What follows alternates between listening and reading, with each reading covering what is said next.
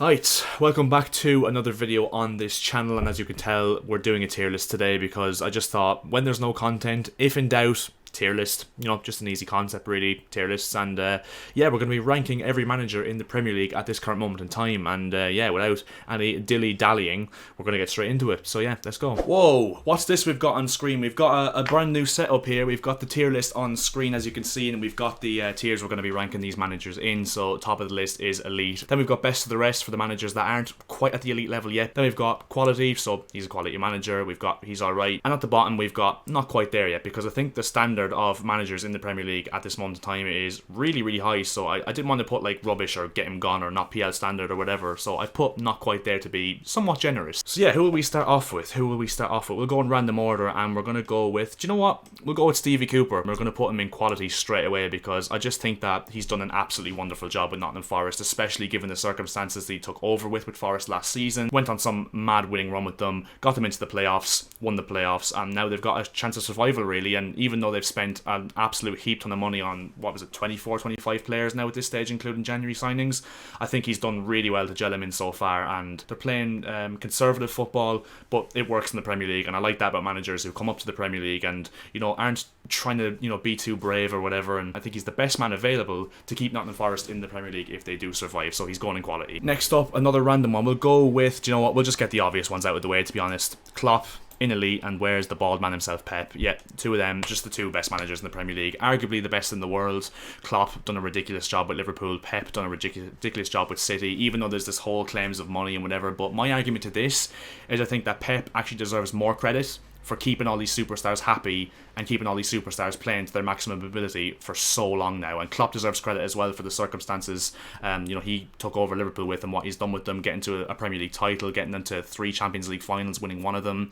And yeah, I just think the two of them are by far and some way the best managers in the Premier League. Now we're going to put one in best of the rest, and straight off the top of my head, obviously the third one in the list has to be Antonio Conte. I mean, he's doing a decent job at Spurs considering the resources he's got. Won a Premier League with Chelsea. But yeah, Conte, I think with the football he plays, it can be quite mind-numbing at times, but the guy's a winner. He's won Premier League titles, he's won Serie A titles, he is a born winner, and if you give him the right resources, I think he will do a good job with Spurs. I think that Klopp and Pep really, to be honest, in my honest opinion, have to be the only two in that category, have to be inseparable to everyone else. And yet Conte is like arguably the best of the rest in terms of the fact that he's probably the third best manager in the Premier League, so I put him in best of the rest, and he's going to stay at the front of the line in that category. Now, who are we going to dish out in not quite there? Who are we going to upset? The first one I think is going to be Gary O'Neill, even though I feel quite harsh doing it because he's done quite a good job at Bournemouth, to be honest, given the resources at his disposal. Bournemouth are probably the weakest team in the league on paper, and he's actually doing alright with them considering the fact that Bournemouth I thought would be stone cold bottom of the league for the whole season, and he's playing mind-numbing football, sitting 11 men behind the ball, so to speak. But I just think that that's what you have to do with Bournemouth, and I think Scott Parker was, as I said with Steve Cooper, Scott Parker came into the league with Bournemouth and was just too brave, and I hate saying that sentence because I actually love managers who come up and are brave, but I think Scott Parker didn't have the resources to do it, and I think Gary O'Neill's took over, done a decent job. But I just think in terms of experience and overall quality as a manager, he's not quite at the level that the rest of the 19 managers are. And yeah, we'll get the bad blood out of the way and we'll put another one. I'm going to put Nathan Jones in there, and that's not being reactionary because I actually rate Nathan Jones. I think he did an unbelievable job with Luton as again, given the resources he had at his disposal. But I just think he's not quite ready for the Premier League yet. I mean, he's shown that at Southampton, and he could easily turn things around, but the way Southampton fans speak about him, you'd swear that he killed someone. As I said, I think he's a good manager, and I'm actually quite tempted to put him in the category above and say he's alright, but I just think given the standard of managers in this list, I think I have to put at least 2 managers in this, and I think that the weakest in the league at this moment in time in terms of experience at the highest level are Gary O'Neill and Nathan Jones. Now, who will we go with next? We'll go with Brendan Rodgers, and to be honest, I think 2 years ago I probably would have put him in that category, but I'm actually going to put him in quality simply because he's a very good manager, plays some brilliant football, but it's just that bottle job trait that he has to his name at this moment in time. I mean, you've seen with Liverpool back in the day in 2013-14 when they bottled the Premier League, then obviously bottling Champions League twice in 2 seasons with Leicester when they had an absolutely monumental, advantage over the sides below them.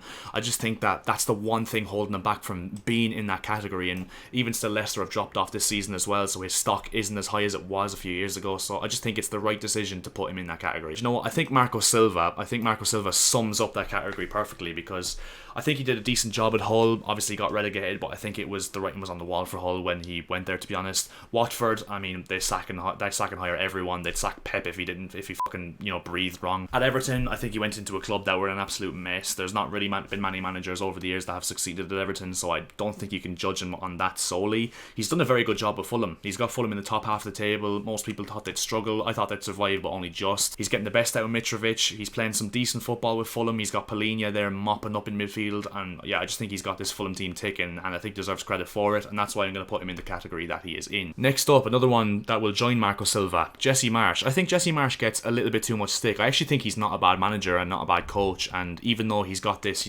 Brad Bobley American kind of, aura about him because he's American, which I think is a little bit unfair, I think he's a decent coach. I mean, you don't manage RB Salzburg and all those youngsters if you're not a decent coach, and I actually think he's done an okay job with Leeds, did well to keep them up last season given the squad and the injuries that they had last season, and yeah, he's doing an okay job this season so far.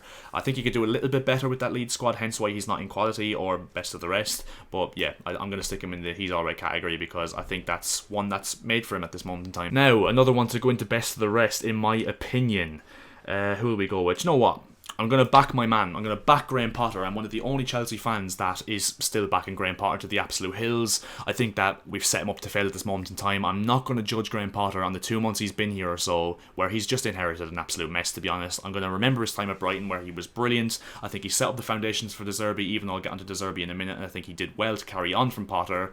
But I think Potter deserves a lot of credit for how he built up Brighton, and the style of play he was playing with them was just absolutely unbelievable. And people have too short memories, because Graham Potter was doing absolute wonders at Brighton, had them in the top 4 this season, recorded their highest ever Premier League finish last season in 9th place, and yeah, I just think Potter deserves a lot of credit for the work he did at Brighton and Ostersunds and the short time he was at Swansea as well, and I think if we back him and don't set him up to fail, I believe he could do a decent job with us in the future. So I'm going to put Graham Potter in the best of the rest category. Now we move on. Another one that's going to get my praises, Thomas Frank. I did a video on Brentford if you want to check that out after this video, and yeah, I sang Thomas Frank's praises, gave him his flowers, because I think he's an absolutely exceptional coach at this level. I think in terms of developing players, he's brilliant. He's developed nearly every Brentford player that got promoted with them, and I just think his style of football is just the perfect balance in terms of two polar opposite styles, which first of all, playing the ball on the ground, playing pretty football, but then knowing when to go route one as well, and knowing when to be a little bit more resolute, and I think he's absolutely mastered that balance, and yep, he's got this Brentford team playing absolutely out of their skins for the last year and a half, 2 years, and yeah, I think he deserves massive credit, and I think he's one of the best coaches in the Premier League, and yeah, he's going in the best of the rest category. I really rate Thomas Frank. Next one, Frank Lampard. A man who is just beautiful. What a man. The best man to ever exist, and it kills me to say it, but I'm going to put him in he's alright. I don't want to put him in not quite there yet, but I just think that, you know what, if it's biased, fuck it, I don't care, because Frank Lampard, I love him. He's an absolute legend, and yeah, I'm going to put him in he's alright, because I don't think he's solely to blame whatsoever for this Everton mess, and it goes to show, because a lot of Everton fans I've seen are not really putting that much blame on Lampard, because I just think Everton, like I said for Marco Silva, are an absolute mess, and I think Lampard has actually done quite a good job there. He turned Alex Iwobi into one of the best 10s in the league this season. He at one point had Everton playing one of the best defensive records in the league this season, and yeah, I just think he's done a decent enough job at Everton, and I think it's quite harsh for Everton fans, or not Everton fans, but fans in general, to be thinking that Everton should just show the door to this guy instantly.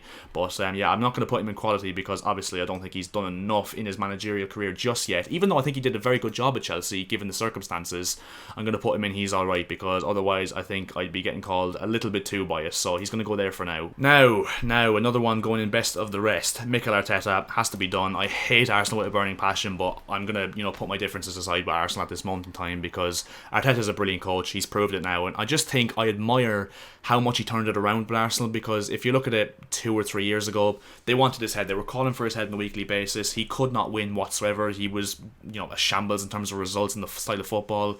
He's completely turned that on his head. He's got him top of the league at this moment in time, marginally missed out on top 4 last season, which I think it was an achievement in itself to finish that high up and be in that race. If he gets top 4 this season, it'll be a massive achievement, which he obviously will, it looks like. And yeah, I just think he's changed the culture of the club in terms of the aura, the excitement of the fans, the recruitment, developing players, style of football. I think he's doing an absolutely world-class job at Arsenal right now. And yeah, if he wins the Premier League, he might well join Klopp and Pep in the elite section. But for now, until they do it, he's going to go in best of the rest. We're going to go with De Zerbi, like I alluded to earlier on. I'm going to put him in quality. Now, I know Brighton fans are going to be pissed off that I have him lower than Graham Potter, but I'm sorry, De Zerbi's only been in the league a few months, and I did a video on Brighton and gave De Zerbi his praises, and rightly so, because I think he's done absolutely brilliant in taking over from the mantle of such a successful manager at Brighton and Graham Potter. They're playing absolutely unbelievable football. He's ditched the 3-at-the-back system under Potter for a 4-at-the-back, and yeah, they're scoring a hatful of goals. They put 5 past Middlesbrough, 4 past my club Chelsea, which I don't want to go on to for too long, but yeah, De Zerbi's done an absolutely brilliant job in his short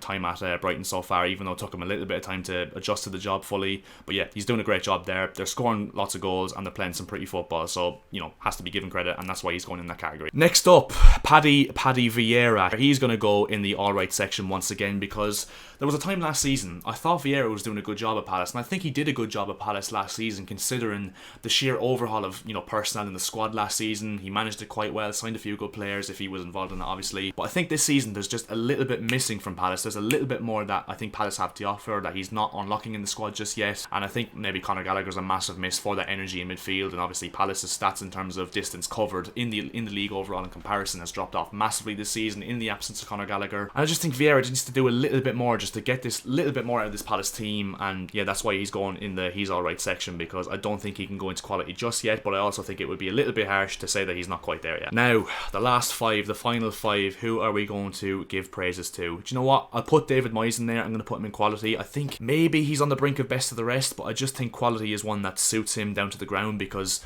he's done a brilliant job at West Ham. Obviously, it's not going too well this season, but I think they'd be stupid to sack him at this moment in time. I think he deserves time based on what he did for West Ham over the last 2 years.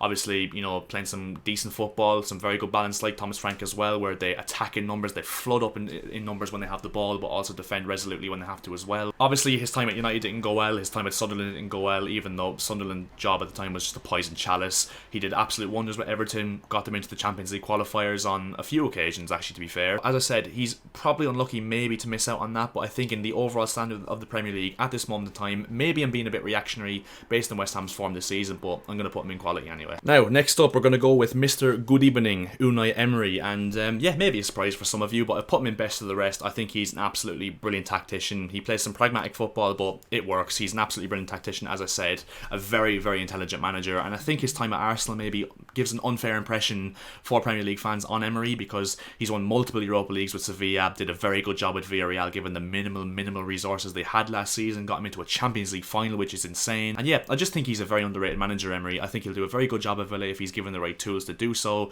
and I think he's one of the best of the rest in terms of managers in the Premier League. Now, last 3, we've got Ten Hag, we've got Howe, and we've got Lopetegui. First one, Eddie Howe, in best of the rest. He's proved it with his time at Newcastle so far in the short space of time he's been there in just over a year. He's done absolute wonders there. I know he's been given a little bit of money, but not as much as a lot of people expected, and even still, he's overperforming with this squad that they have. He's got the best out of Joe Linton as a box-to-box midfielder, which imagine saying 2 years ago. He's got the best out of Almiron, imagine saying that 6 months ago. Almiron's playing out of his skin at the moment, and yeah, I just think he's doing a brilliant job. The defensive record is absolutely insane. Nick Pope and Sven Botman and Kieran Trippier, unbelievable signings for them. And yeah, I think he's learned a lot from his time at Bournemouth after he got sacked, because obviously they were well known, Bournemouth, under Eddie Howe, to play some very good football, but I think he's learned a little bit more about his defensive units and how to coach a defence, and I think he's been developed as a manager massively between his stint at Bournemouth and Newcastle, and at this moment in time, he's one of the best managers in the league, and yeah, has to be in this category based on what he's doing with Newcastle. He's got them in the top 4 in a Champions League race very much sooner than you'd expect them to be in their new tenure of ownership, Newcastle. So I think Eddie Howe deserves a lot of credit,